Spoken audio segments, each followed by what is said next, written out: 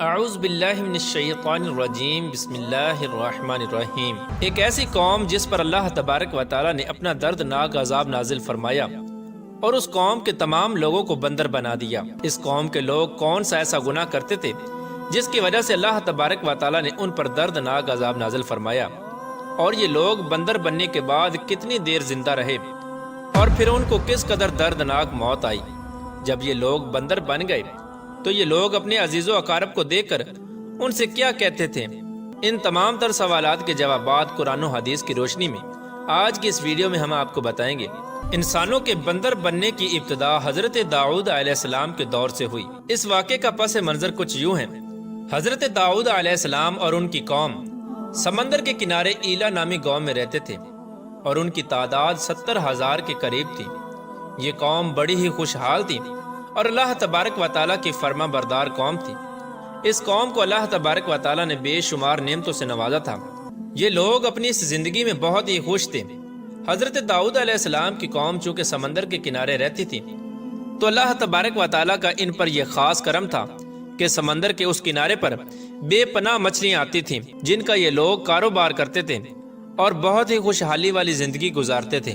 جب یہ قوم اللہ تبارک و تعالیٰ کی نعمتوں کی وجہ سے خوشحال ہو گئی تو اللہ تبارک و تعالیٰ کی نافرمانی پر اتر آئی اور طرح طرح کے گناہوں کے اندر مبتلا ہو گئی۔ اور پھر ایک دن اللہ تبارک و تعالیٰ نے اس قوم کا امتحان لینے کا ارادہ کیا اور حضرت داؤد علیہ السلام کو وحی بھیجی کہ اپنی قوم سے کہہ دیں کہ وہ سنیچر کے دن یعنی ہفتے والے دن مچھلی کا شکار کرنا بند کر دیں۔ اس طرح اللہ تبارک و تعالیٰ نے حضرت داؤد علیہ السلام کی قوم پر ہفتے والے دن مچھلیوں کا شکار حرام فرما دیا اور پھر یہاں سے اس قوم کی بربادی شروع ہو گئی۔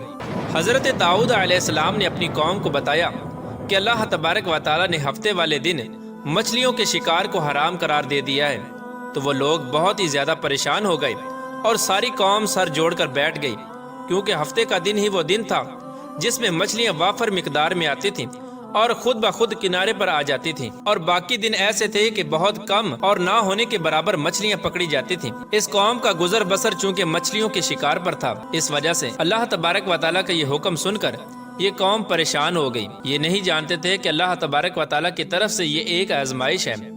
پھر ایک دن شیطان نے ان کو وسوسہ ڈالا کہ سمندر سے نالیاں نکال کر خشکی میں بڑے بڑے حوض بنا لیے جائیں۔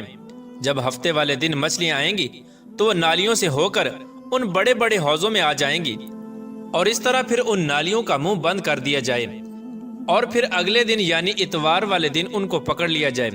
شیطان نے اس قوم کے لوگوں کو ورگلایا کہ اس طرح ہم ہفتے والے دن شکار سے بھی بچ جائیں گے اور مچھلیاں بھی ہاتھ آ جائیں گی اور وہ بھی پکڑی جائیں گی۔ بہت سے لوگوں کو یہ ہلا بازی اچھی لگی اور انہوں نے ایسا کرنا شروع کر دیا اور سمندر سے چھوٹی چھوٹی نالیاں نکال کر بڑے بڑے حوضوں میں ڈال دیں، جس کے ذریعے وافر مقدار میں مچھلیاں ان حوضوں میں داخل ہو جاتی۔ اس قوم کے بدبخت لوگوں کو شیطان کا یہ ہیلا بہت پسند آیا، لیکن اس قوم نے یہ نہ سوچا کہ جب مچھلیاں سمندر سے حوض میں آ کر قید ہو گئی تو پھر مچھلیوں کا شکار ہی ہو گیا، اس لیے یہ شکار بھی ہفتے والے دن ہی قرار پایا جو اللہ تبارک و تعالیٰ نے حرام قرار دیا تھا۔ اس موقع پر یہودیوں کے 3 گروہ ہو گئے۔ کچھ لوگ ایسے تھے جو شکار کے اس شیطانی ہلے سے منع کرتے تھے اور ناراض و بیزار ہو کر شکار سے باز رہے، اور کچھ لوگ اس کام کو دل سے برا جان کر خاموش رہے لیکن انہوں نے شکار نہ کیا اور دوسروں کو منع بھی نہ کرتے تھے، بلکہ یہ لوگ منع کرنے والوں سے یہ کہتے تھے کہ تم لوگ ایسی قوم کو نصیحت کرتے ہو جنہیں اللہ تبارک و تعالیٰ ان قریب ہلاک کرنے والا ہے اور ان پر اپنا دردناک عذاب نازل فرمانے والا ہے۔ اور اس قوم کے کچھ لوگ ایسے تھے جو سرکش اور نافرمان لوگ تھے جنہوں نے اللہ تبارک و تعالیٰ کے حکم کی اعلانیہ مخالفت کی اور شیطان کے ہیلے بازی کو مان کر ہفتے والے دن شکار کرنے لگے۔ پیارے دوستو، حضرت داؤد علیہ السلام کی قوم کے 1200 ایسے نافرمان افراد تھے جو منع کرنے کے باوجود بھی ہفتے کو ان نالیوں کے ذریعے شکار کرتے رہے۔ حضرت داؤد علیہ السلام نے ان 1200 نافرمانوں کو اللہ تبارک و تعالیٰ کے عذاب سے ڈرایا کہ وہ اللہ تبارک و تعالیٰ کی اس نافرمانی سے باز آ جائیں، لیکن وہ لوگ باز نہ آئے اور کھلے عام شکار کرنے لگے۔ چنانچہ وہ لوگ جو اس بات کو برا جانتے تھے ان لوگوں نے اپنے اور ان نافرمانوں کے درمیان ایک دیوار کھڑی کر دی، جس کی ایک طرف وہ 1200 نافرمان رہتے تھے اور دوسری طرف وہ لوگ تھے جو شکار سے باز رہے۔ حضرت داؤد علیہ السلام نے اپنی اس قوم کے نافرمانوں کو بارہا سمجھایا لیکن یہ لوگ اپنی نافرمانی سے باز نہ آئے اور اسی طرح اللہ تبارک و تعالیٰ کی نافرمانی کرتے رہے اور شکار کرتے رہے۔ پھر ایک دن حضرت داؤد علیہ السلام نے غضبناک ہو کر شکار کرنے والوں پر لعنت فرما دی۔ اس کا اثر یہ ہوا کہ ایک دن خطا کاروں میں سے کوئی بھی اپنے گھر سے باہر نہ نکلا۔ یہ منظر دیکھ کر کچھ لوگ ان کی دیواروں پر چڑھ گئے تاکہ معلوم ہو سکے کہ وہ لوگ کس حال میں ہیں۔ جب ان لوگوں نے ان نافرمانوں کو دیکھا تو وہ سب کے سب بندر کی صورت میں مسخ ہو چکے تھے۔ اللہ تبارک و تعالیٰ نے ان کی نافرمانی کی وجہ سے ان پر اپنا دردناک عذاب نازل فرمایا اور ان کو انسانوں سے بندر بنا دیا۔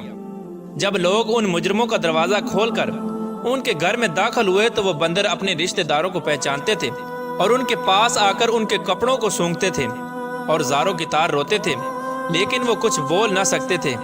اللہ تبارک و تعالیٰ کے ان نافرمان بندر بن جانے والے لوگوں کی تعداد 12,000 تھی۔